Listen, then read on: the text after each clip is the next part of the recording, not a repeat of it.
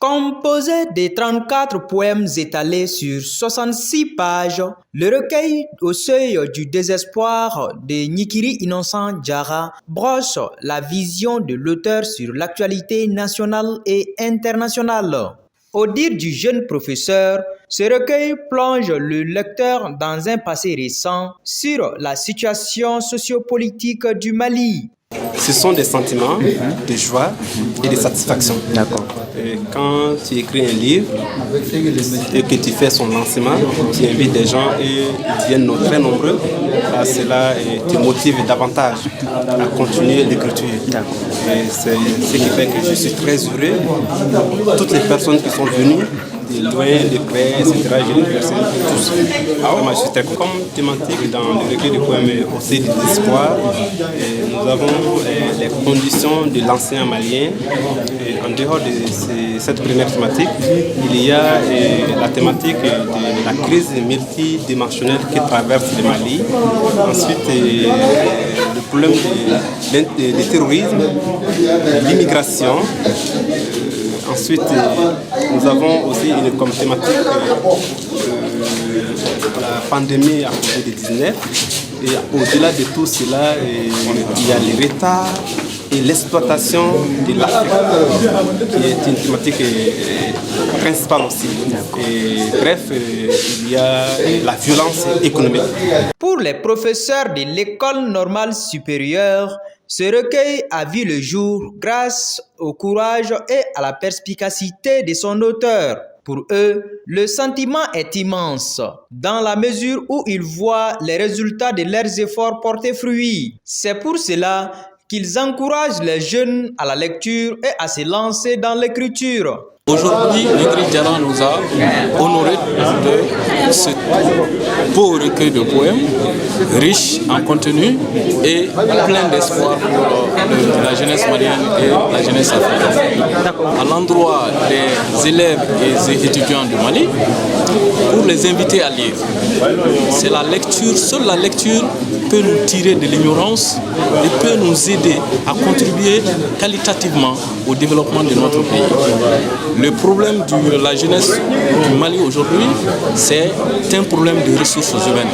Et seule la lecture pourra les aider à surmonter les difficultés auxquelles nous faisons face. Tout ce qu'on lui a enseigné est bien saisi et au-delà de ça, qu'il mette en pratique ce qu'il est en train d'apprendre avant même qu'il le termine. Ce qui donne plus d'espoir pour les autres et avec l'espoir que ça sera une ouverture et également un point de départ pour l'écriture et l'assimilation, bien la mise en pratique si possible de tout ce qu'on enseigne à nos étudiants. J'encourage tous les étudiants à élever comme il l'a fait. Et pas seulement les étudiants, tous ceux qui sont des amoureux de la littérature, de ne pas seulement lire les autres ou de commenter ce que font les autres, mais de se mettre à écrire, de s'exprimer pour qu'on puisse d'abord se rendre compte de leur existence et puis avoir une idée sur leur partition, leur capacité à œuvrer pour le bien-être du Mali et poser leur pierre pour l'avancement et puis permettre au Mali de se relever un peu la tête encore. Les parents de M. Diarra ont exprimé leur joie après la publication de ces joyaux. Selon eux, leur fils a toujours voulu placer la barre plus haute. C'est un sentiment de joie. D'accord. Chaque père aimerait que ses enfants fassent quelque chose de respectable. Donc il a écrit une œuvre, il a contribué à l'amélioration des conditions d'études de nos enfants. Donc vraiment je lui remercie pour ça. Mais vraiment c'est un enfant rigoureux sur lui-même, respectueux, très courageux. Tellement de joie.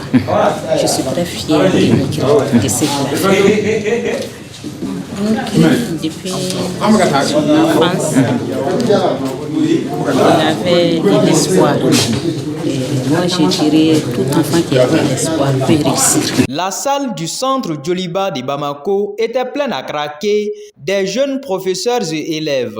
Tous étaient présents pour soutenir l'œuvre du jeune professeur. Selon le président du club des lecteurs de l'INSUP, Gnikiri Innocent Diarra est un exemple d'une jeunesse engagée au Mali. Dans ma lecture de l'ouvrage, nous avons recensé beaucoup de thèmes, surtout de l'actualité. Quand il parle par exemple du problème de l'enseignant, quand il parle de la corruption, quand il parle de la mauvaise gouvernance, quand il parle de l'immigration, on se voit tout de suite concerné, qu'on soit au Mali ou en Afrique. Il a également parlé des maux de l'Afrique. Donc des thématiques pareilles ne peuvent qu'intéresser la population, ne peuvent qu'intéresser les lecteurs puisqu'il s'agit de la... Tout au long de la cérémonie, l'assistance a été émerveillée par les jeunes slameurs. À noter que l'AIM de l'École normale supérieure était représentée par son secrétaire général et ses acolytes.